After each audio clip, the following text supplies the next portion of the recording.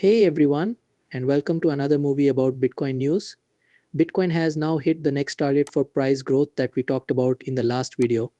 It's time for a new post. I'm going to zoom out now. It's kind of crazy that I'm on the 5-minute list. Let's look at the 30-minute picture. Just to keep you up to date on the micro level, we want to talk about the framework again. It's also not the daily or weekly chart update. Since I already talked about the daily chart in the last video, I'm going to give you an intraday report now. If you're interested, feel free to check it out. Yes, the link is on the channel. That gives you a good picture of what's going on. But since the price went above the high for the weekend yesterday, there has been some upward movement. That wasn't totally a surprise. That was in the video from yesterday. That did happen. After that, there was a rise to 56,000. We also began the day this way. When I sent my first report today, which was on Discord, I said that it was at 1054.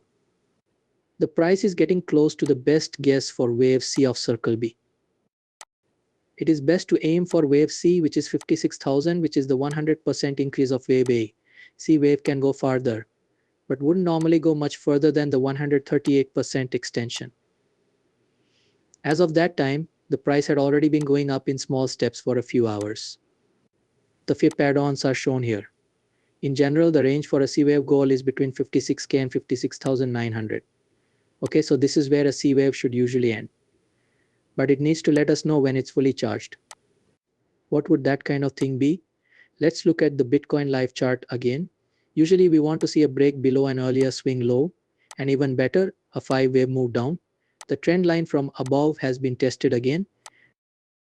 There were signs that a top might be in, but it wasn't able to hold or make a lower high. That's why it broke above the last high. This swing high, which formed right when the stock market opened, did not quite reach the 56,000 level, so it did not hit the ideal target. I'm glad it made it there, and now it's in this general Fibonacci extension zone. As you can see in the last video update, I added a few more Fib extensions to the top. Why did I do that? Because it's possible that the price does reach 56,900 and go a little higher. If that happens, we can look at the more optimistic white scenario, which means that we are following a possible 5-wave move up after wave 2 hit its bottom. In the past few days, I told you about that support area for wave 2 on the daily chart. The thought was, okay, maybe this is wave 1 going up, wave 2 going down, or maybe we're in wave 3 going up now. But to do this, we must first see if the market can make a third wave that can reach at least 56,900, and then we must still see a 4-5 pattern. So the fifth wave should get 1 or 2 more FIB levels or higher FIB levels than the third wave.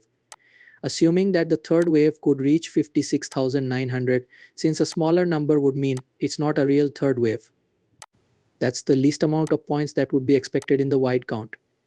After that, I can give you a support zone for wave 4.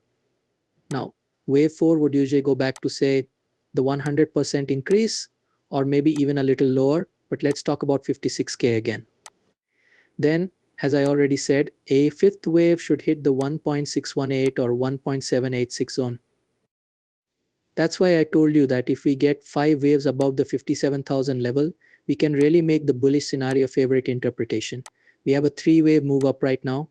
It's a 3-wave move up, so even if we break above that 57,000 level, it won't be a clear sign that the bulls are in charge.